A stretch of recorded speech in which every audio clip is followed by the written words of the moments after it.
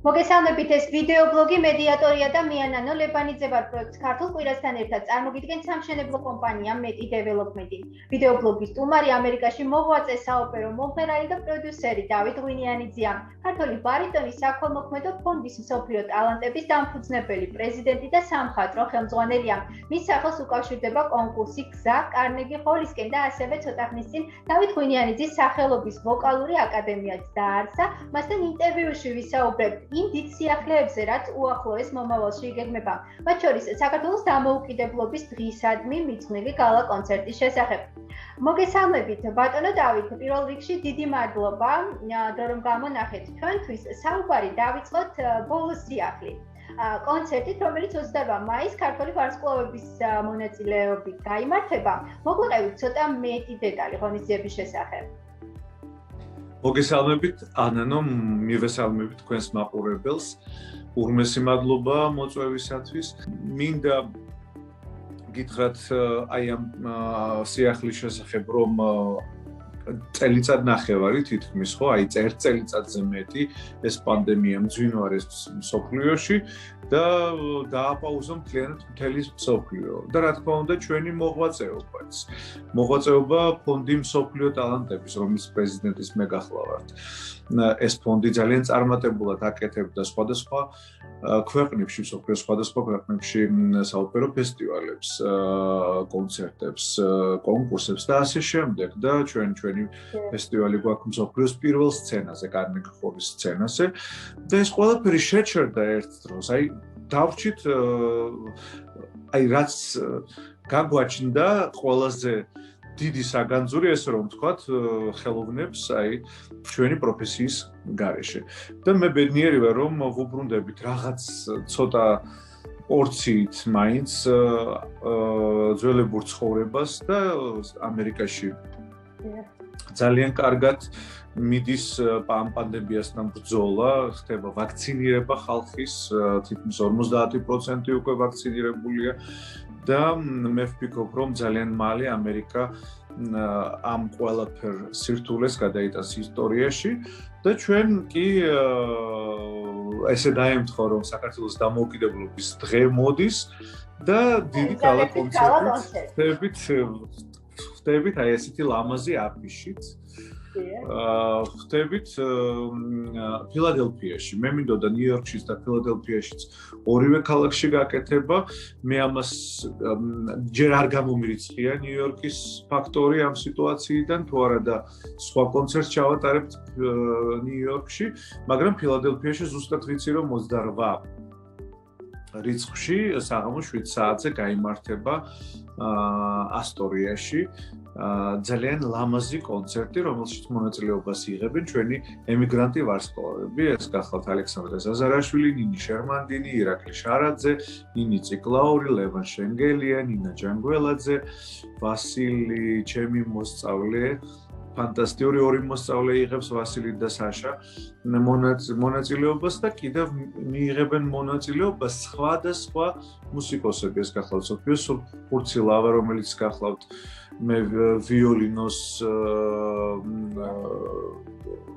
მე ვიოლინე და ის მიიღებს მონაწილეობას და ასე შემდეგ. კიდევ ბევრი უამრავი სურპრიზი გვექნება და ძალიან ლამაზი თანხლება ექნება ამას ყველაფერს და ყველაფერი უკავშირდება. მსგავსი ტიპის ღონისძიება აი ამ დღესთან. ამ დღესთან დაკავშირებით ჩემი ეგიდით ეს ხდება პირველად. თუმცა შარშან ჩვენ გავაკეთეთ აი ზუსტად პანდემიის დროს მარიამობა, როდესაც იყო 28 აგვისტოს, ჩვენ გავაკეთეთ ესეთი ღონისძიება მარიამობა ფილადელფიაში, რომელიც დაარსდა და მე ვფიქრობ ყოველ წელს ეს იქნება ამ ქალაქში და ახლო მომავალში უკვე აღარ გაიმართება სტუმრად სხვა სცენაზე, გაიმართება დავით ღვინიანიძის კულტურის და ხელოვნების ცენტრში, რომელიც მე ვფიქრობ, რომ ამ ზაფხულის ბოლოს შემოდგომის დასაწყისში უკვე დაიწყებს ცხოვრებას ეს ხელოვნების ტაძარი და აი ზუსტად მე ვფიქრობ, რომ შემდეგი ღონისძიებები უკვე ფილადელფიაში გაიმართება ჩვენს კულტურისა და ხელოვნების ცენტრში. ამ ცენტრის შესახებ ცოტა მეტი მინდა მოგვიყვეს. იქნება ბოჰემური თავშეყრის ცენტრი, ხო, ხელოვანებისთვის. როგორც ვიცით, ეს უნიკალური სივრცე არ იქნება ერთადერთი და გაიხსნება სხვა ადგილებში. მოგვიყევით აი რით იქნება გამორჩეული თითოეული მათგანი. მე ძალიან მადლიერი ვარ ამ ქვეყნის, რომ ჩემი ხელოვნება ესე დაფასდა, მიუხედავად იმისა, რომ 17 წელი მე ვცხოვრობდი სხვა ქვეყანაში და იქ გაკეთებული 8 წლისთვის უფრო მეტად მე მგონი დამაფასა ამერიკამ, ვიდრე იმ ქვეყანას, სადაც მე ვცხოვრობდი. მაგრამ მინდა ხაზი გაუსვა იმ ფაქტს, რომ ეს არის მართლაც უნიკალური პროექტი ჩემს ცხოვრებაში.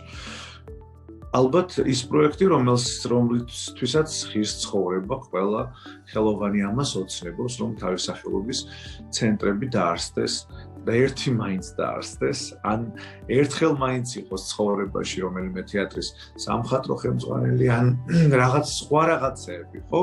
და მე აი სრულიად უცხო ქვეყანაში, ჩემთვის, რომელშიც მე მხოლოდ 5 წელი ვცხოვრობ. ამ ქვეყანა მომცა საშუალება ჩემი ხელოვნების წარმატებული მოღვაწეობის შედეგზე და საფუძველზე მომცა საშუალება დამიარსებინა ჩემი სახელობის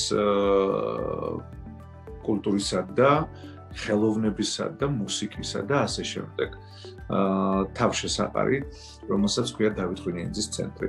ეს კულტურის ცენტრი უკვე არსებობდა ქალაქ ფილადელფიაში, დღემდე არსებობს ეს ცენტრი, რომელსაც ქვია დავით ღვინიანიძის კულტურის ცენტრი, მაგრამ ეხლა ყველაფერი ხდება უფრო მასშტაბურად იქნება, იმიტომ რომ ჩვენ გვექნება დაახლოებით 2000 კაციანი საკონცერტო სივრცე, პირდაპირ ჩვენს ეზოში, სადაც იქნება ეს ცენტრი, გვექნება შენობა, რომელიც იქნება 12,000 square feet, რომელიც ალბათობით ეს არის 1200 კვადრატული მეტრი, ჩვენი საოფისე და სახელოვნებო ცენტრი, სადაც შეიკრიბებიან არა მხოლოდ მუსიკოსები კონცერტებისთვის და აქ იქნება გამოფენები და სხვადასხვა სიტუაცია. არამედ აქ იქნება მე ვფიქრობ ძალიან ლამაზი თავშესაყარი და საერთოდ ხელოვნების ეპიცენტრი, განსაკუთრებით ჩვენი პოსტსაბჭოური ემიგრაციისათვის. რაც ითვლება ამერიკაში, რა თქმა უნდა, ძალიან მისასალმებელი.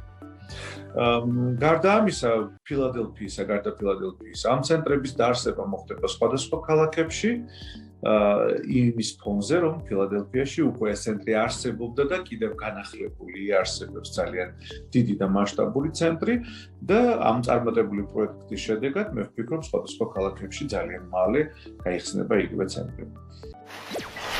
თუ გადავხედავთ ბატონო დავით თქვენს პროექტებს, ნახავთ რომ პანდემიის მიუხედავად ბოლო პერიოდი საკმაოდ შრომატევადი და აწვრთული აღმოჩნდა.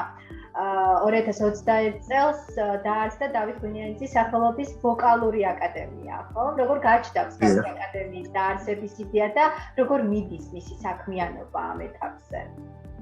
აი სულ ახლად დაარსებულ ოფისიდან მე გაძლევთ ინტერვიუს, ეს არის ჩემი პირველი ინტერვიუ ამ ოფისიდან, რომელიც ეკუთვნის ნაწილობრივ ამ აკადემიას, ნაწილობრივ სხვა ჩემს ბიზნესებს, რომლებიც ძალიან წარმატებულად კიდევ გაიმართება ამ შენობიდან. ეს არ ეხება კულტურის ცენტრს, დავით ღვინიანიძის ხელოვნებისა და კულტურის ცენტრს. ეს არის სრულიად სხვა შენობა და მე ვფიქრობ ერთ-ერთი კიდევ წარმატებული პროექტი ჩემი ამერიკის შეერთებულ შტატებში. აი ძალიან ბევრი და უამრავი პროექტი ქონდა ფონდ მსოფლიო ტალანტებს. ეს გახლავთ კონკურსი ამერიკის შეერთებულ შტატებში ახალგაზრდა მომღერლებისთვის, რომელიც ითვლება ძალიან წარმატებულ კონკურსად, სადაც ჟიურის შემადგენლობაში იმყოფება მსოფლიოს წამყვანი სააგენტოები, საოპერო სააგენტოები, ეს გახლავთ ვოკალური კონკურსი. მე უკვე ვახსენე კარნეგი ჰოლში ჩვენი ყოველწლიური საშობაო ფესტივალი. რამოდენიმე ტური შედგა ამერიკის შეერთებულ შტატებში. სხვადასხვა მედია არის დაინტერესებული ჩვენი პროექტებით და აი ამან ყველაფერმა მომცა იმის საშუალება, რომ დამიარსებინა კიდევ ჩემი აკადემია, ისედაც უამრავი ადამიანი მოდიოდა ჩემთან კონსულტაციისათვის და მე ამას უბრალოდ მივეცი ლოგიკური სვლა და მე ვფიქრობ ამით მე მოვახდინე აი ჩემი ძალიან დიდი ოცნების რეალიზაცია ესეც ამერიკის შეერთებულ შტატებში, სადაც დაარსდა დავით ღვინეძის აკადემია. აქ ამ აკადემიაში სწავლობენ ადგილობრივი მომღერლები. ეს გახლავთ ქართველები მათ შორის, ესეც საინტერესო იქნება. ქართველები რა თქმა უნდა არიან ქართველები, უამრავი ქართველია ამ აკადემიაში და სამ შტატში ტარდება გაკვეთილები, ეს გახლავთ ნიუ-იორკი, ნიუ-ჯერსი და ფილადელფია. მაგრამ გარდა ამისა, აკადემიის ეგიდით ტარდება მასტერ-კლასები სხვადასხვა ქვეყნებში, მსოფლიოს სხვადასხვა ქვეყნებში, ეს გახლავთ იტალია, ეს გახლავთ გერმანია, ეს გახლავთ ბრიტანეთი, ეს გახლავთ რუსეთი, ეს გახლავთ საქართველო და ასე შემდეგ. უამრავი ადამიანი გვემატება ამ აკადემიაში და ამ აკადემიის უნიკალური ხაზი ზუსტად ის არის, რომ ეს აკადემია ახდენს ონლაინ გაკვეთილებს მსოფლიოს სხვადასხვა ქვეყნებში. ასევე აპირებთ საბავშვო მუსიკალური პროექტი გზა კარნეგი ჰოლისკენ უფრო მასშტაბური გახადოთ, ხო? და სატელევიზიო ფორმატში გადაიტანოთ. აი ამაზე რა ეს აუცილებლად მოხდება ახლო მომავალში. ჩვენი ფონდის ეგიდით და ჩემი პირადი ინიციატივით მოხდა საქართველოში ორი უნიკალური პროექტის დაარსება.